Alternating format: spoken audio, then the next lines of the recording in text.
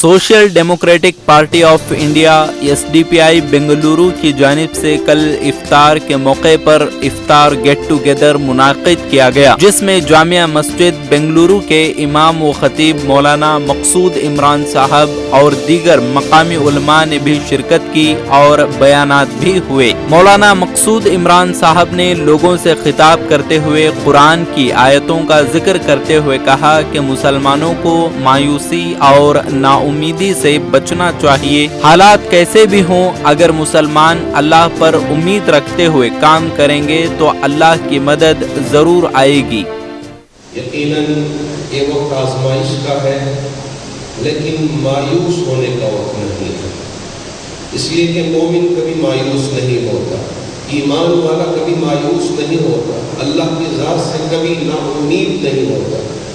دو چیزیں اپنے ذہن میں بٹھا کے جائے، ایک تو یہ ہے کہ لا تقنطوا من رحمت اللہ،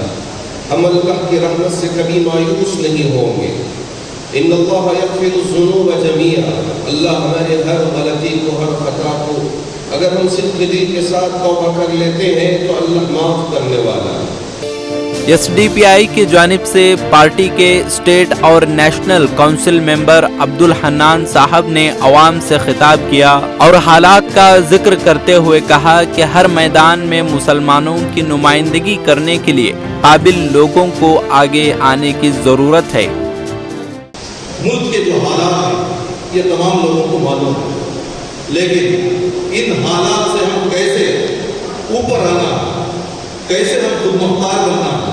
کیسے باعزت امت بننا ہے، شہری بننا، یہ ایسے چند سبجیکٹس ہیں جس پر ایڈریس کرنا ضروری ہے۔ ہم تمام کو معلوم ہے کہ ہر دن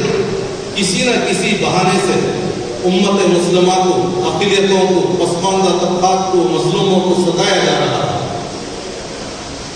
اب ہمارے پاس ایکشن پلان کیا ہے، ہم کتنا متحد ہیں، کتنے ریسورسز ہمارے پاس ہیں، کتنے دن کا ہمارے پاس رفاہی پیکیج ہمارے پاس ہے، وکلا کی لیگل کمیٹیوں کی کتنی ٹیمیں ہمارے پاس ہیں،